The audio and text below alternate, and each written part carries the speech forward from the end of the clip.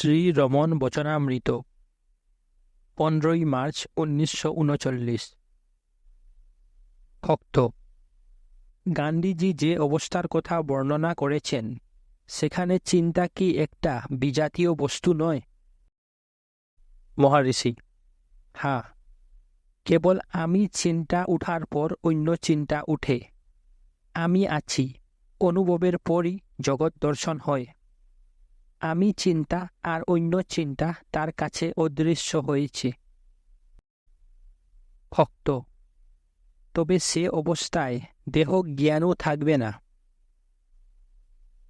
মহারিষি: দেহ জ্ঞানও একটা চিন্তা। অপরপক্ষে তিনি এমন একটা অবস্থার বর্ণনা করেছেন যেখানে চিন্তার উদয় হয় না। ভক্ত: তিনি আরও বলেছেন, চিন্তা রোধ করতে প্রয়াস লাগে না। মহারিষি: নিশ্চয়ই চিন্তা রোধ করতে প্রয়াস লাগে না, পরন্তু চিন্তা করতেই চেষ্টার প্রয়োজন হয়। ভক্ত: আমরা চিন্তা রোধ করার চেষ্টা করছি। গান্ধীজি আরও বলেছেন যে ঈশ্বরের নির্দেশনার কাছে চিন্তা একটা বাধা। তবে এটা স্বরূপ অবস্থা। স্বরূপ হলেও অনুভব করা কি কঠিন। ওরা বলেন সাধনার প্রয়োজন, আরও এও বলেন যে সেগুলো বাধা। আমাদের সব গোলমাল হয়ে যায়। মহারিষি: যতক্ষণ উপলব্ধি না হয় ততক্ষণ সাধনা। সেগুলো বাধা দূর করার জন্য। শেষে একটা অবস্থা আসে যখন সাধনা করা সত্ত্বেও একজন অসহায় বোধ করে, সে তার চিরবাঞ্ছিত সাধনাও করতে পারে না।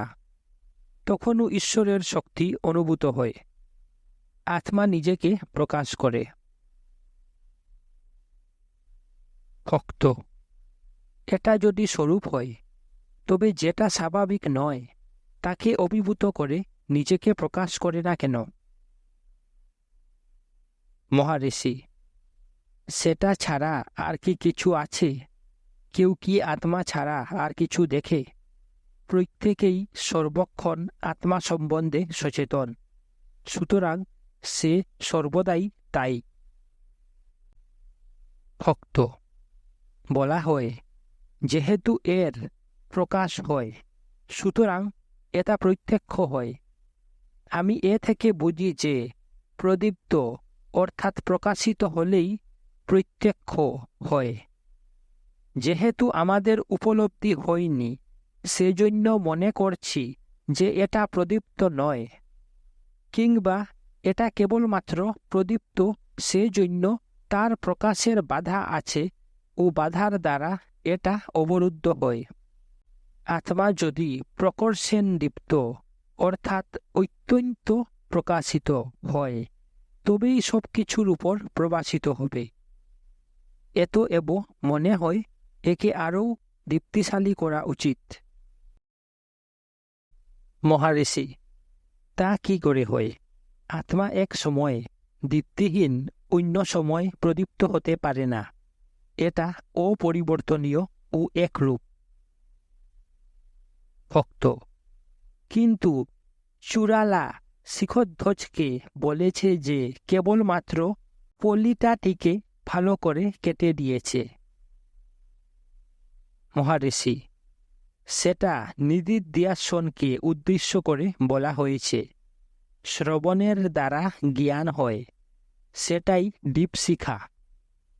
মননের দ্বারা সেই জ্ঞানকে নির্বাপিত হতে দেওয়া হয় না। যেমন একটা আলুকে চিমনির দ্বারা সুরক্ষিত করা হয়, সেরূপ সম্যক জ্ঞানকে অন্য চিন্তা দ্বারা অভিভূত হতে দেওয়া হয় না।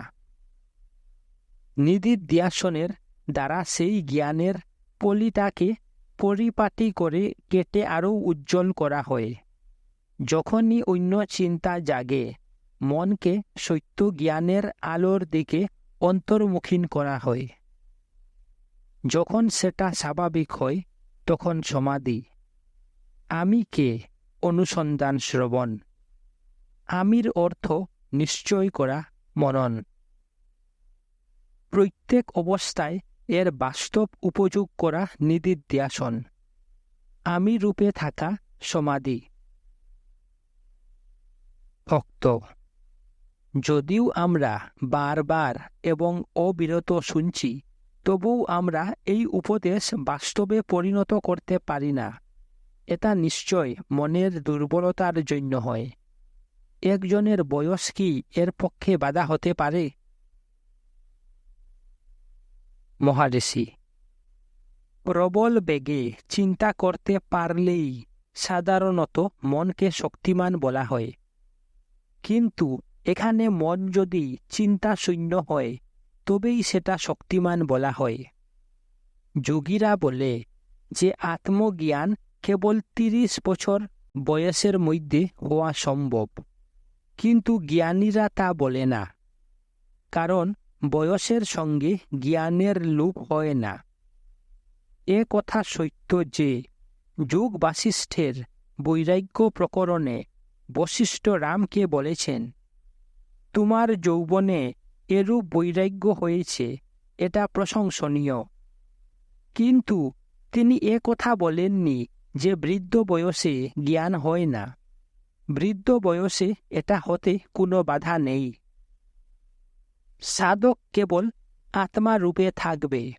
যদি সে তা না করতে পারে, তবে আমির প্রকৃত তাৎপর্য নির্ণয় করবে, আর অন্য চিন্তার উদয় হলে নিরন্তর সেই আমিতেই ফিরে আসবে।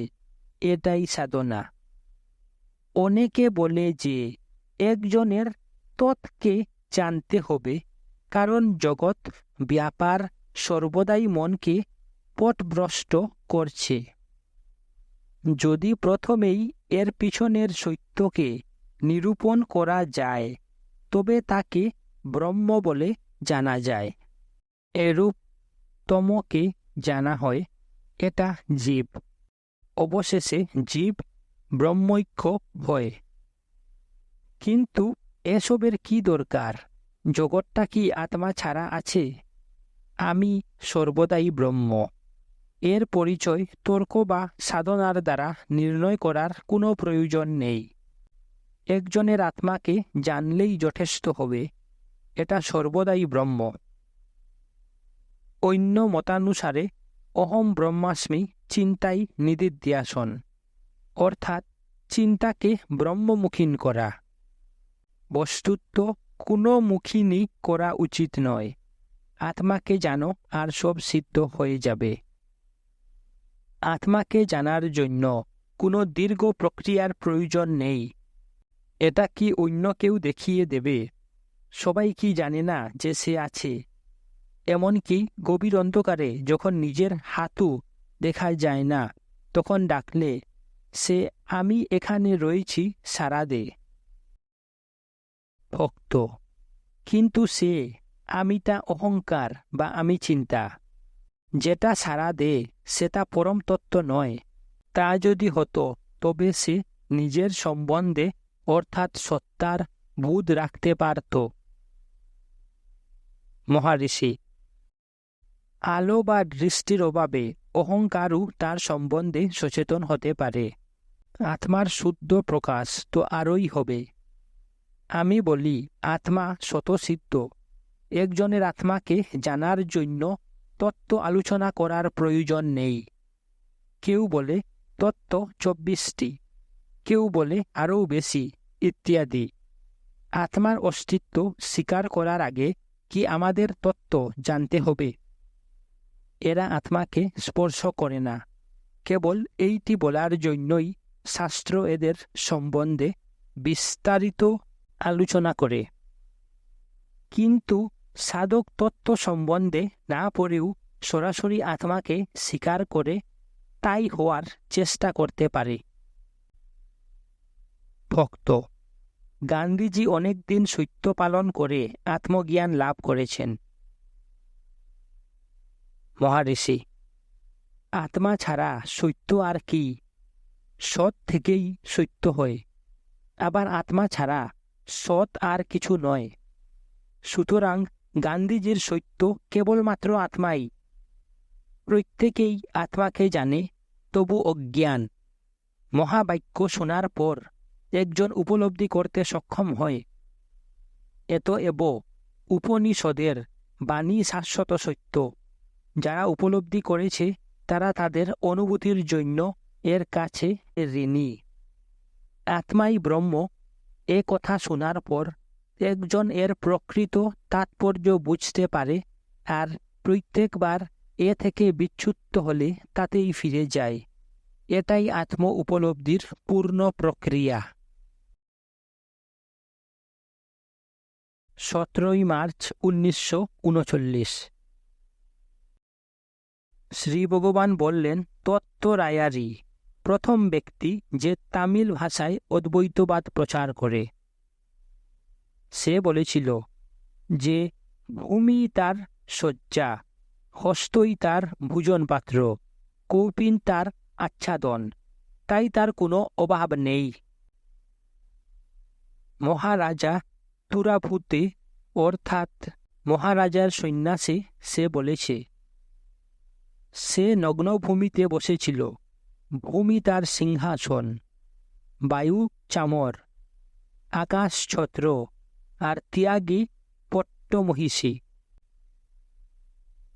তারপর শ্রী ভগবান বলে চললেন, প্রথম অবস্থায় আমি কোনো কিছু না পেতেই বসতাম।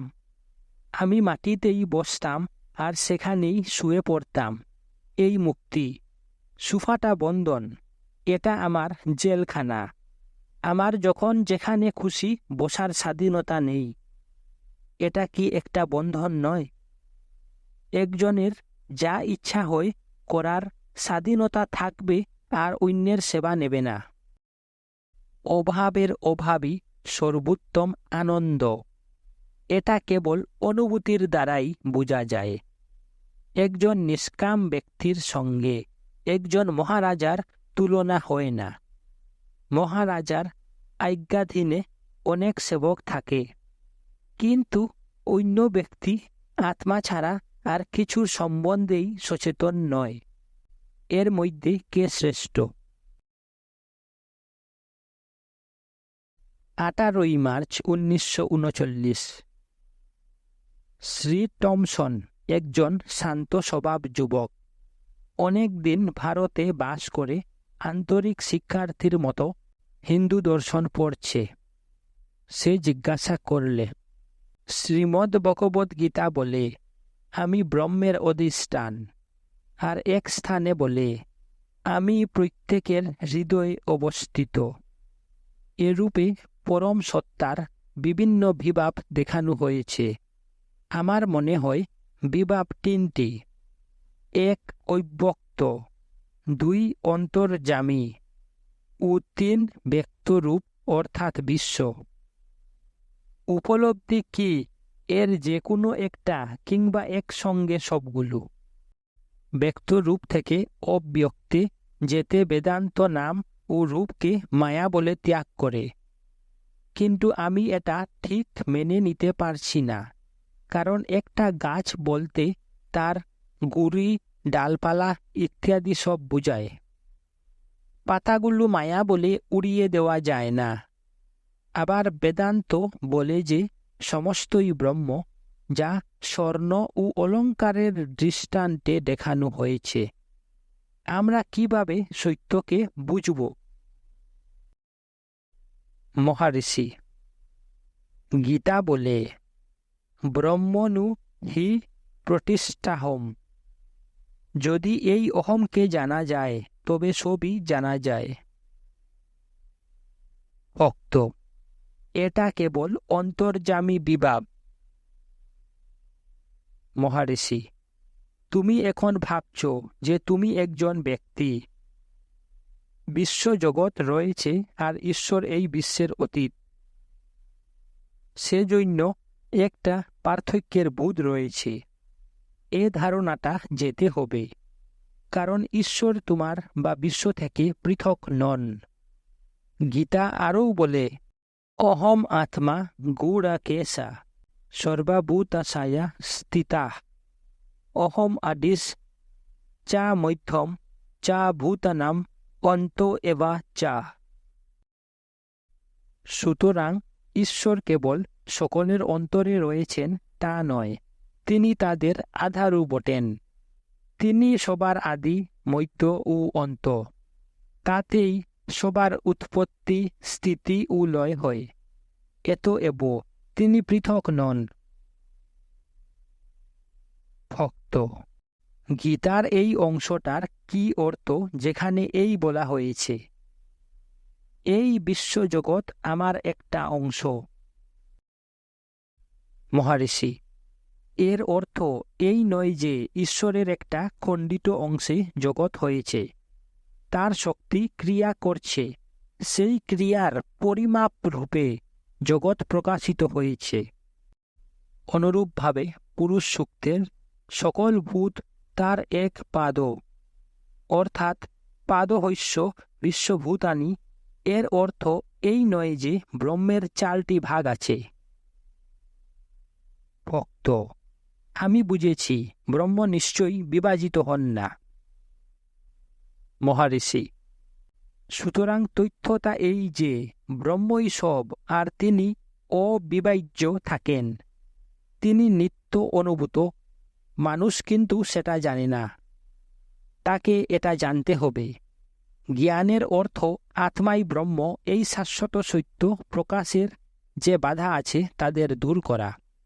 বাধাগুলো কেবলমাত্র তোমার পৃথক ব্যক্তিসত্তার ধারণার দ্বারাই গঠিত হয়।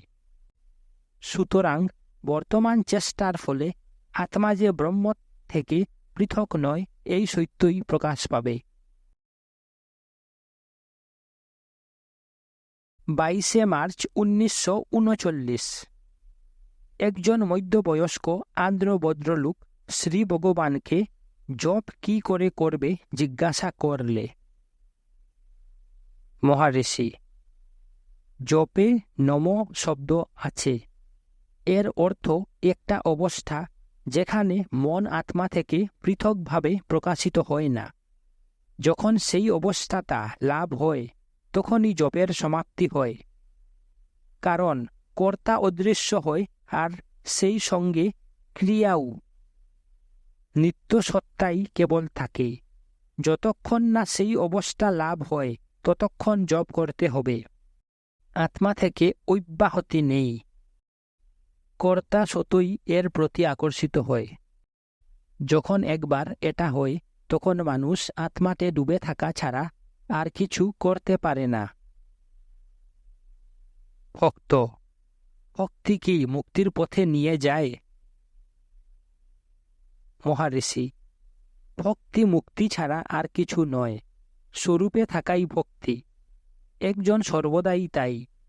সে যে প্রণালী অবলম্বন করে তার দ্বারাই সেটা অনুভব করে। ভক্তি কি? ঈশ্বর চিন্তা। তার অর্থ সমস্ত চিন্তা ত্যাগ করে কেবল একটা চিন্তা ধরে থাকা। তখন সেটা কেবল ঈশ্বর, যিনি আত্মা বা যে আত্মা ঈশ্বরে সমর্পিত, তার চিন্তা। যখন তিনি তোমায় গ্রহণ করেন, কিছুই তোমায় বিচলিত করে না। চিন্তার অভাবী ভক্তি, এটাই মুক্তি। জ্ঞান মার্গকে বিচার পথ বলা হয়। এটা পরাভক্তি ছাড়া আর কিছু নয়। পার্থক্যটা কেবল শব্দের। ব্রহ্মের ধ্যান করাকে তুমি ভক্তি মনে করো।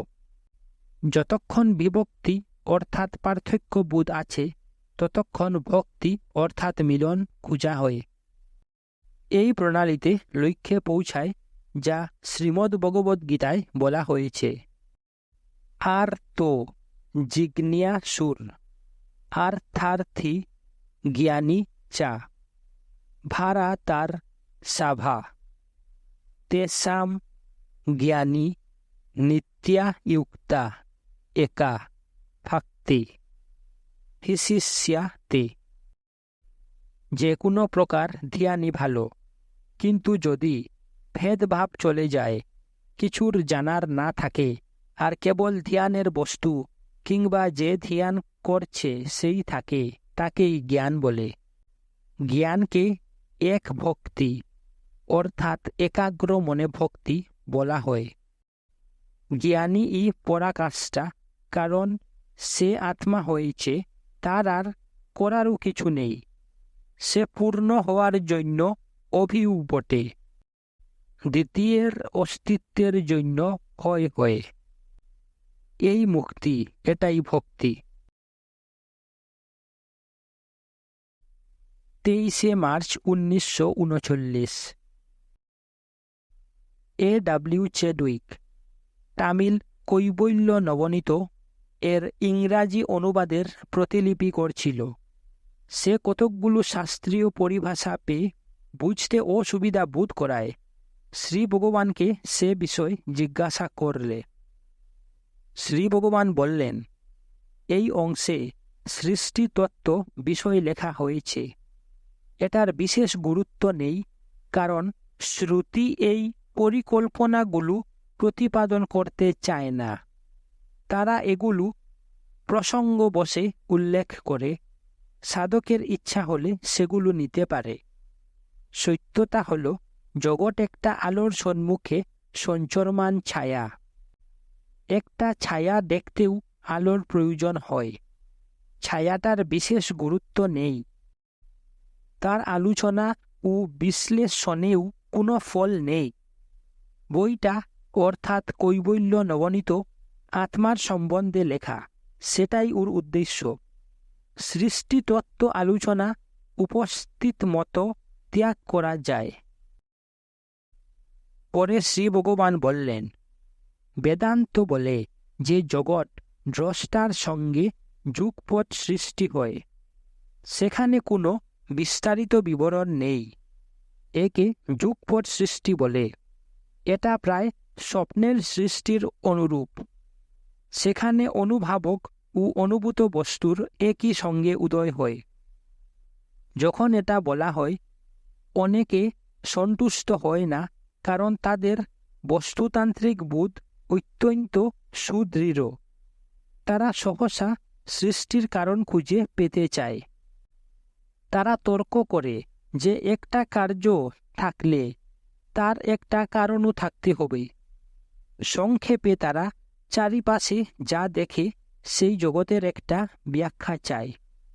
তখন শ্রুতি তাদের এই সব পরিকল্পনা বলে কৌতূহল মেটাতে চেষ্টা করে। এইভাবে সৃষ্টি ব্যাখ্যা করাকে ক্রমসৃষ্টি বলে। কিন্তু প্রকৃত সাধক যুগপৎ সৃষ্টি নিয়েই সন্তুষ্ট থাকতে পারে। 24শে মার্চ 1939। জনৈক ব্যক্তি শ্রী ভগবানের প্রশস্তিসূচক একটি স্তোত্র রচনা করে। তাতে আবর্তপুরী শব্দটা আছে।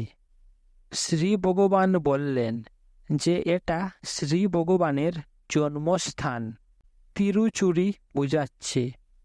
সে স্থানের অনেক নাম। আবর্ত অর্থাৎ চুরি অর্থাৎ ঘূর্ণি। সেখানে অনেকবার জলপ্লাবন হয়েছে। ভগবান শিব 3 বার একে রক্ষা করেন। একবার যখন সমস্ত স্থলভাগ জলমগ্ন হয়, তখন শিব তার ত্রিশূল এখানে প্রথিত করেন। যে সমস্ত জল সবকিছু ভাসিয়ে দিতে পারত, তা সেই গর্ত দিয়ে চলে যায়। সেখানে একটা ঘূর্ণি হয়। সেই জন্য এই নাম হয়।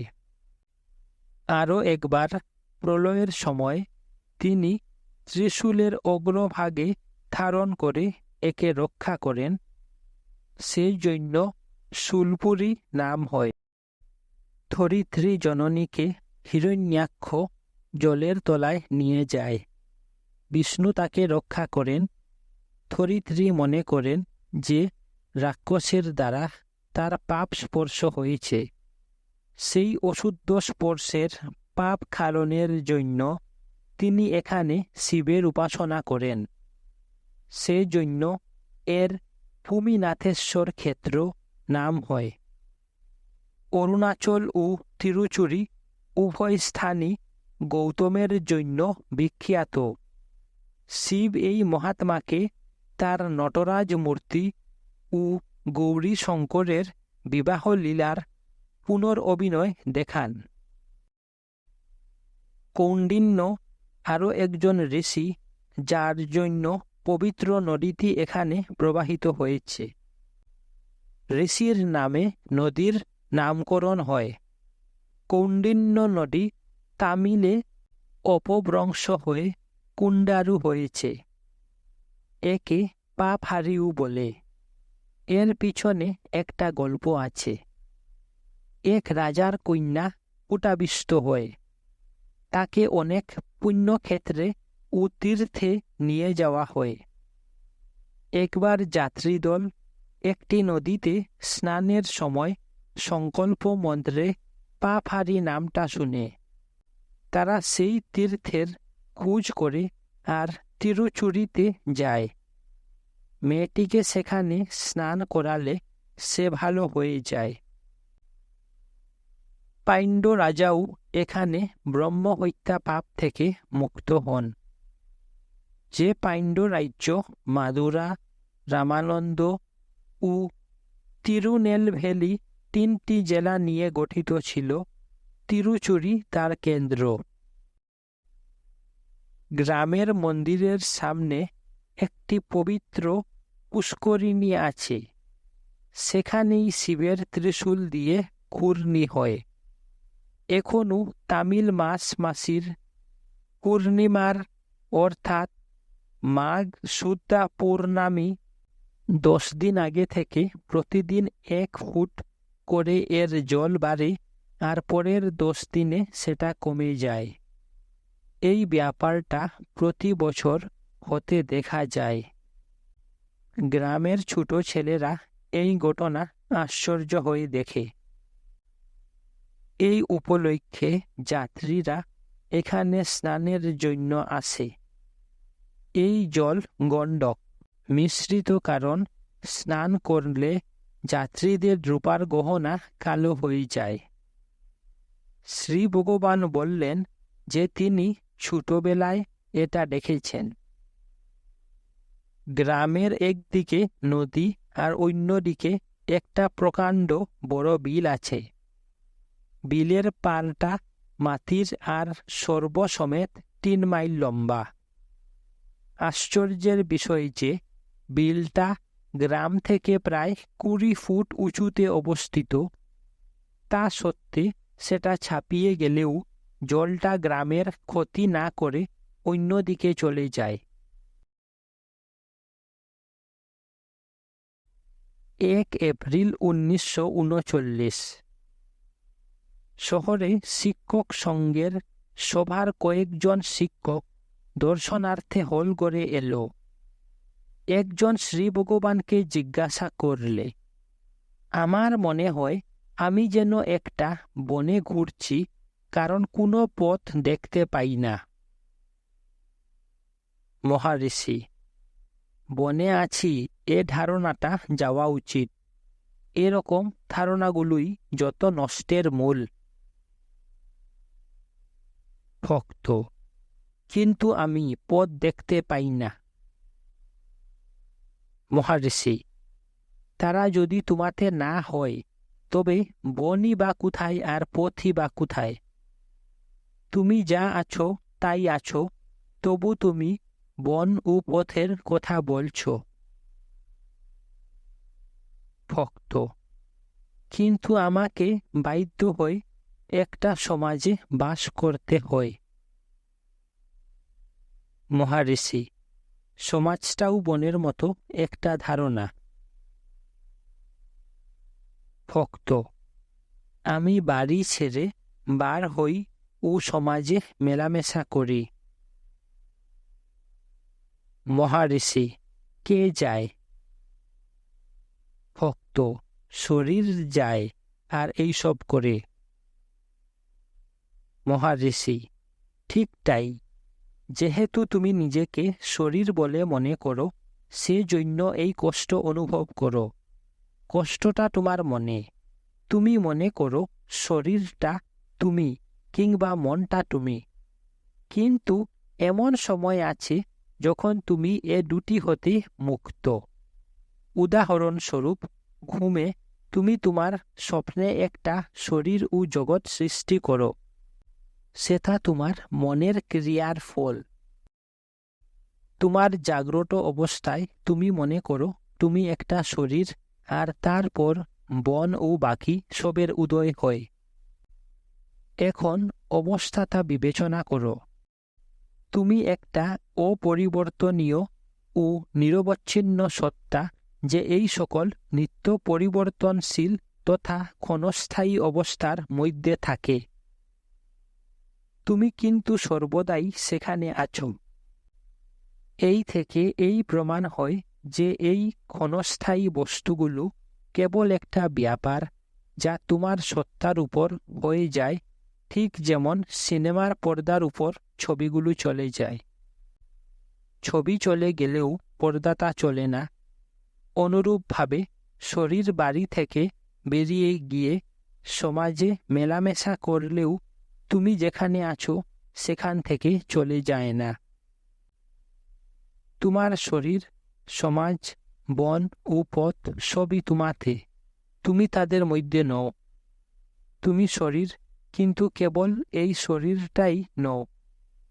তুমি যদি তোমার শুদ্ধ আত্মায় থাকো, তবে শরীর ও তার ক্রিয়া তোমায় প্রভাবিত করবে না।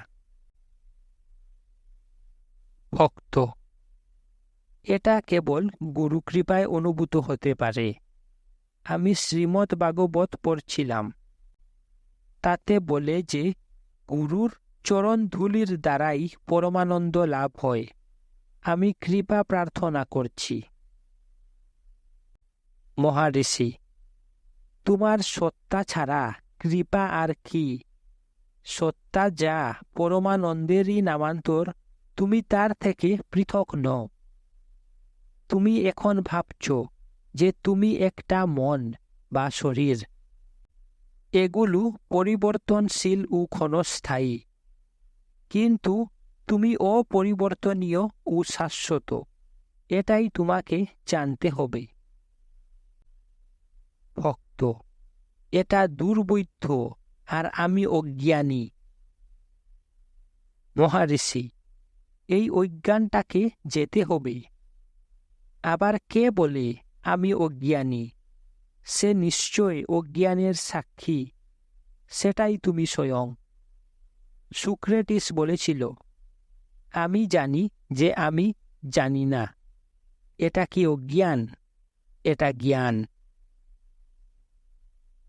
ভক্ত, তবে আমি ভেলুরে থাকলে অসুখী হই, আর আপনার সান্নিধ্যে শান্তি পাই কেন? মহারিষি, এই স্থানের এই অনুভূতি কি পরমানন্দ হতে পারে? এই স্থান ত্যাগ করলে তুমি বলছো অসুখী হও। তবে যে শান্তিটা অন্য স্থানে অনুভূত হয়, সেটা স্থায়ী নয়, কিংবা দুঃখ মিশ্রিত। এতএব তুমি বিশেষ স্থানে কিংবা বিশেষ সময়ে পরমানন্দ পেতে পারো না। এটা কার্যকরী হতে হলে স্থায়ী হওয়া চাই। সেই স্থায়ী সত্তাটা তুমি নিজেই। আত্মবান হও, আর সেটাই পরমানন্দ। তুমি সর্বদাই তাই। তুমি বলছো তুমি ভেলুর ছেড়ে ট্রেনে এসে তিরুভন্নমালাই পৌঁছে এই ঘরে ঢুকেছ আর শান্তি পেয়েছ। যখন ফিরে যাও তখন বেলুরে শান্তি পাও না। এখন তুমি কি সত্যই স্থান হতে স্থানান্তরে গিয়েছ? যদি নিজেকে শরীর বলেও মনে করো, শরীরটা বাড়ির দরজার একটা জানে বসেছে, গাড়িটা স্টেশনে এসেছে, তারপর সেটা ট্রেনে বসেছে, ট্রেনটাই ভেলুর থেকে তিরুভন্নমালাই ছুটে এসেছে, তারপর সেটা আরও একটা গাড়িতে বসেছে, সেটা শরীরটাকে এখানে নিয়ে এসেছে। তবু জিজ্ঞাসা করলে তুমি বলো যে তুমি ভেলুর থেকে এসেছ। তোমার শরীরটা যেখানে ছিল সেখানেই আছে, আর সব স্থানগুলো তাকে পার হয়ে গেছে। এই ধারণাগুলো কেবল ভুল নির্ধারণের জন্যই হয়, যেটা অত্যন্ত দৃঢ়মূল। আরও একজন জিজ্ঞাসা করলে, আমরা কি জগৎকে অনিত্য মনে করব? মহারিষি, তা কেন? যেহেতু তুমি এখন একে নিত্য ভাবছ, সেজন্য শাস্ত্র তোমার এই ভুল ধারণা ছাড়ানোর জন্য একে অনিত্য বলে। নিজেকে নিত্য বলে জেনেই এটা করতে হবে, জগৎকে অনিত্য বলে প্রচার করে নয়। ভক্ত, আমাদের উদাসীনতা অভ্যাস করতে বলা হয়। সেটা জগৎ যদি অনিত্য হয় তবেই সম্ভব। মহারিষি, হ্যাঁ, ঔদাসীন্য অবিপ্সিতম। ঔদাসীন্য পরামর্শ দেওয়া হয়, কিন্তু সেটা কি? এর অর্থ অনুরাগ ও দ্বেষের অভাব। যখন তুমি যার উপর এইসব ব্যাপার সংগঠিত হচ্ছে সেই আত্মাকে উপলব্ধি করবে, তখন কি তুমি এদের ভালোবাসবে না ঘৃণা করবে? উদাসীনতার অর্থ এই। ভক্ত, তার ফলে আমাদের কর্মে রুচির অভাব হবে। আমরা কি আমাদের কর্তব্য করব না বা করব? মহারিষি, হ্যাঁ, নিশ্চয়ই। এমনকি যদি তুমি মনে করো যে তুমি তোমার কর্তব্য করবে না, তা সত্ত্বেও তোমাকে জোর করে বাধ্য হয়ে করতে হবে। শরীরটা যে কাজের জন্য এসেছে তাকে সেটা করতে দাও। শ্রীকৃষ্ণও গীতায় বলেছেন, অর্জুন পছন্দ করুক বা না করুক, তাকে যুদ্ধ করতেই হবে। যখন তোমার কাজ রয়েছে তুমি তাকে দূরে রাখতে পারো না, কিংবা যখন তোমায় সেটা আর করতে হবে না, অর্থাৎ যখন তোমার নির্দিষ্ট করণীয় কর্ম হয়ে গেছে, তখন তুমি সেটা চালিয়ে যেতেও পারবে না। সংক্ষেপে, কাজটা হয়েই যাবে, আর তোমার অংশেরটা, অর্থাৎ যে অংশটুকু তোমায় দেওয়া হয়েছে, তোমায় নিতে হবে। ভক্ত, এটা কি করে করা যাবে? মহারিষি, যেমন একজন অভিনেতা নাটকে অভিনয় করে, অনুরাগ ও বিরাগ শূন্য হয়ে। ওম তৎসৎ। ওম শ্রী রমণ অর্পণমস্তু। ওম তৎসৎ। ওম শ্রী রমণ অর্পণমস্তু। ওম তৎসৎ।